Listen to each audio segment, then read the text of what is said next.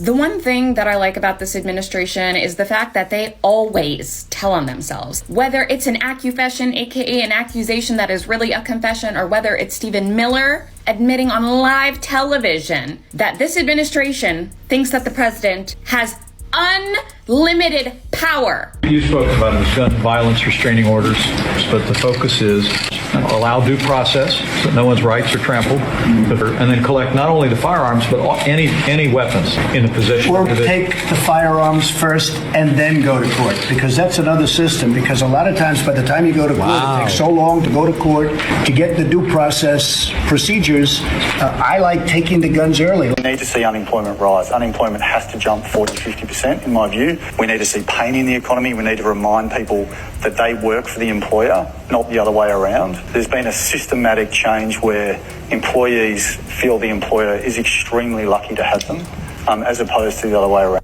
So this dork right here, Tim Gurner, is the guy in that video who literally just said that we should make working class people suffer more so they can appreciate being employed by their employer. If the headlines are true, and Elon Musk really is projected to be the world's first trillionaire in the next couple years, let me tell you, you don't have shit in this life not because of illegal immigrants. It's because of this shit. We are living in the transition to a new time, which will change everything.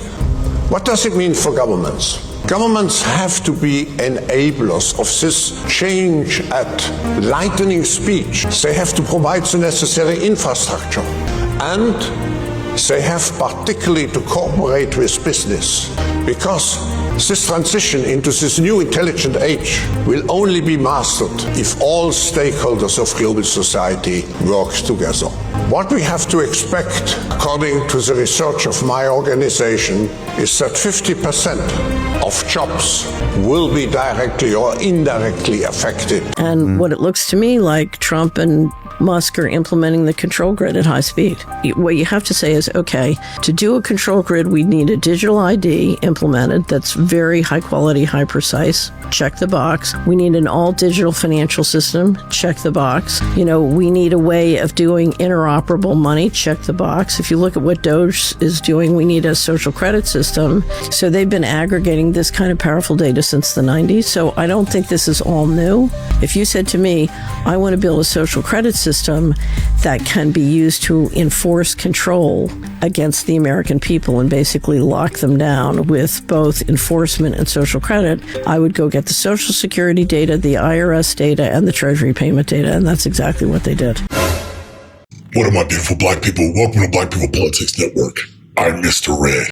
You also need to add in Elon Musk, Palantir, and the billionaire elites building surveillance infrastructure. The next coup won't need soldiers in the streets. It's called the social credit system. A person's reputation is scored on a scale of 350 to 950. It's big data meets Big Brother, expanding how the government monitors, understands, and ultimately controls its 1.4 billion citizens, thanks to advances in artificial intelligence and facial recognition, and a web of more than 200 million surveillance cameras. Companies are experimenting with the algorithms to help the government create the new national social credit system. The government also has pilot projects. In one, citizens are required to do hours of unpaid work to get benefits, and scores are docked for things like littering, a messy yard, gossip, even jaywalking. And information collectors like Joe Aini are paid to report on their neighbors. Her quota, 10 entries a month. Good social credit gets rewarded with perks like cheap loans and travel deals. But a bad score means public shame and worse. They'll monitor you through your bank account, through your social media, your phone.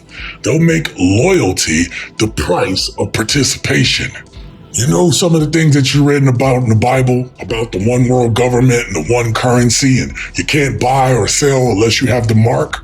This is the kind of things that the next level of control actually is. They might be ushering in a surveillance state right in front of your eyes and you're not even noticing it. We don't get the full bill text until very close to the time to vote for it. And so that was one section, that was 2 pages that I didn't see, where state rights are stripped away. That's what it says in that bill text, that it would take away states' rights to regulate or make laws against AI for 10 years.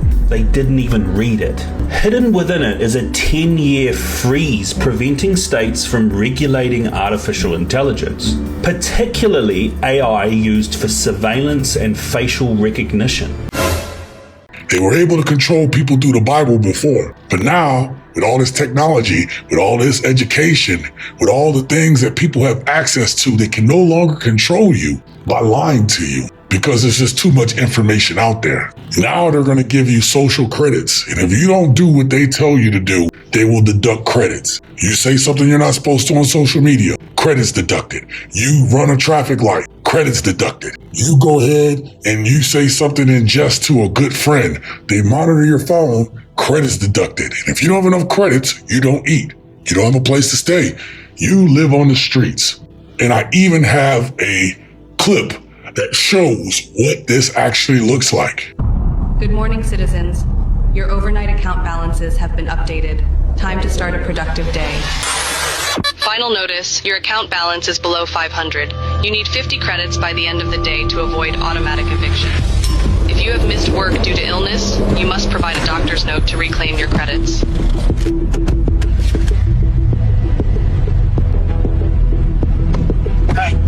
Any extra credits? Please. Tensions are high today, with more people planning to join the Citizens Against Digital Control protest. Remember, the government knows who you are at all times. Resisting is not worth the consequences. All of their newest social credit systems are designed to keep you and your families safe and efficient. Authorities seized a record balance of an individual's credits, citing excessive hoarding. Traffic violation detected. 7 miles per hour over the limit. 75 credits have been automatically deducted. You have to be fucking kidding me.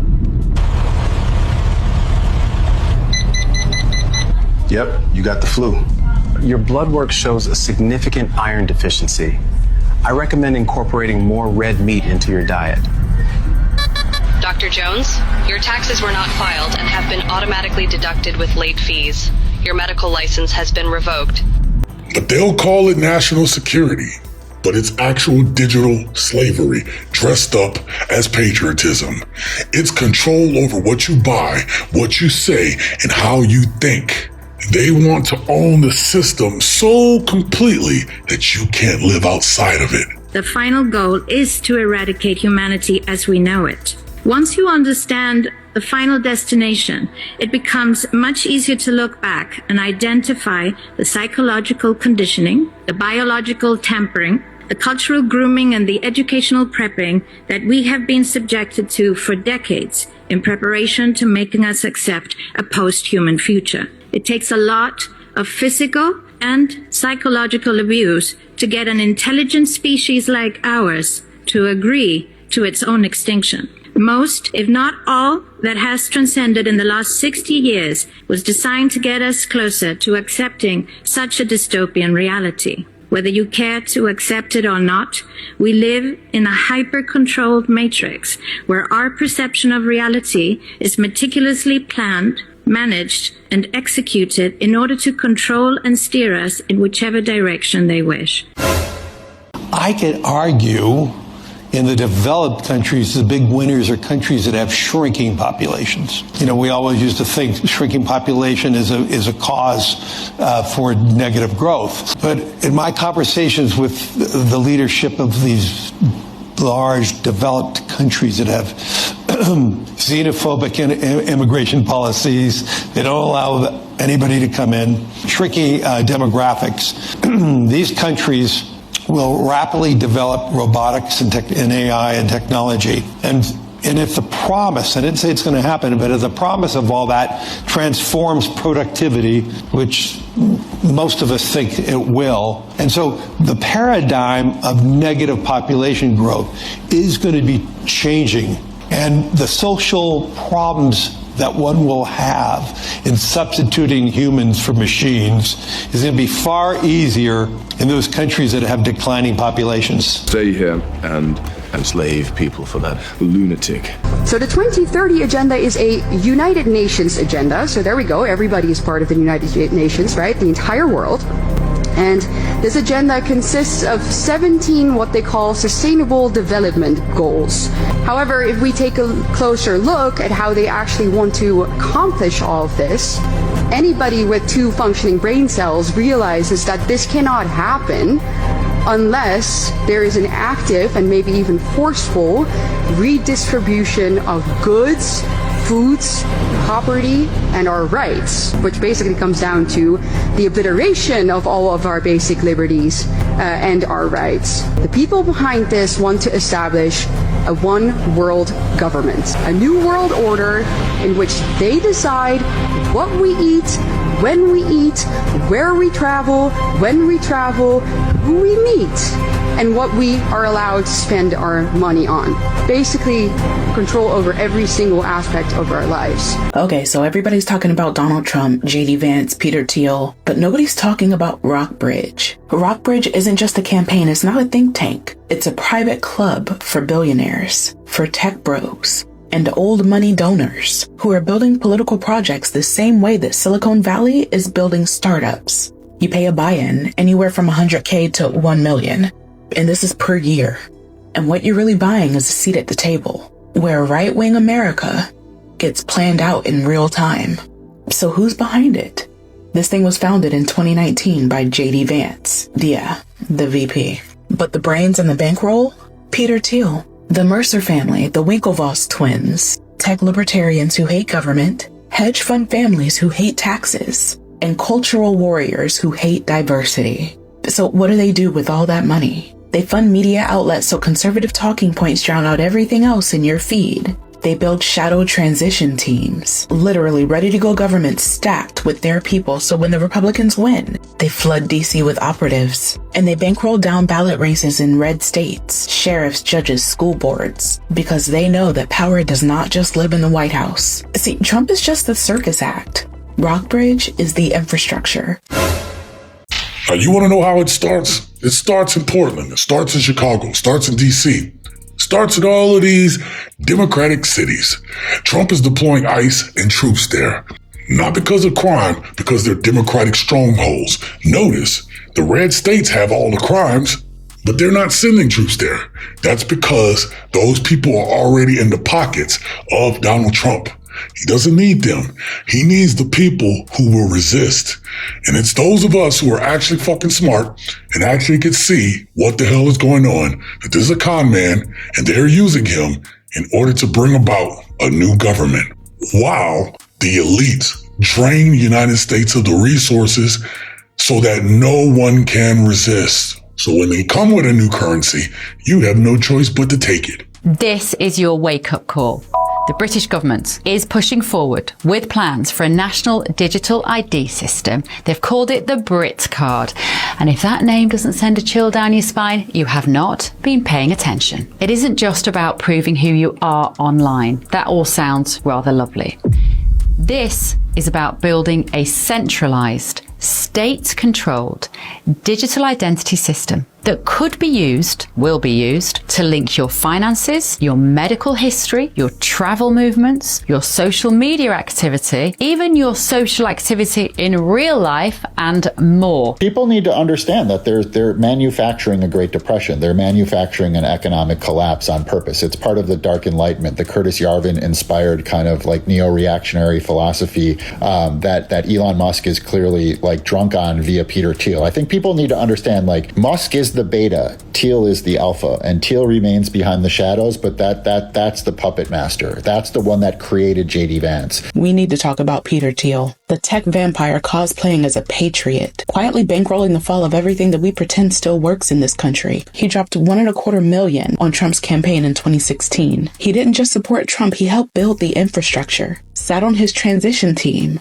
whispered sweet fascist nothings into Republican ears, all while writing essays about how freedom and democracy are incompatible. Peter doesn't just want to influence government, he wants to gut it and rebuild it with nothing but clearance badge surveillance feeds and terms of service that nobody agreed to. So enter Palantir, his little data octopus, used by ICE, used by the FBI. used by pretty much anyone who wants to track, deport, or criminalize in bulk. Let me read a quote. John Gans, an American writer for The New Statesman, says Thiel is, quote, probably the most clearly fascist prominent figure in the USA today, including Trump, end quote. Thiel has always had an apocalyptic vision, one that assumed getting people to come over to his view of the future would take a backlash against globalization and a financial catastrophe.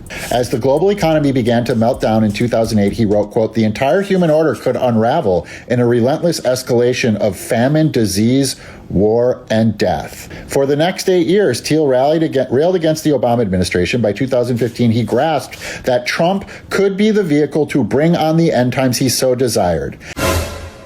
And then they want people to get used to federal power showing up uninvited. You make resistance look like rebellion.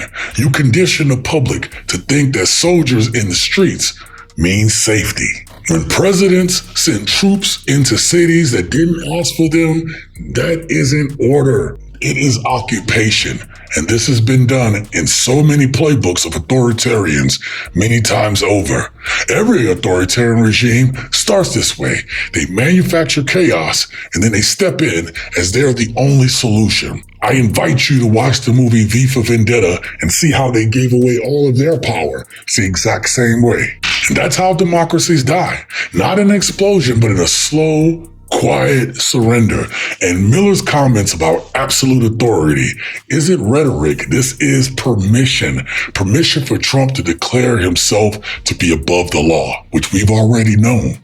Permission to turn the military into his own private police. Permission to decide which Americans count and which ones don't. We are rather soon going to be faced with a world that has billions of people who do not have the skills to leverage AI. Some of them will be necessary for a time.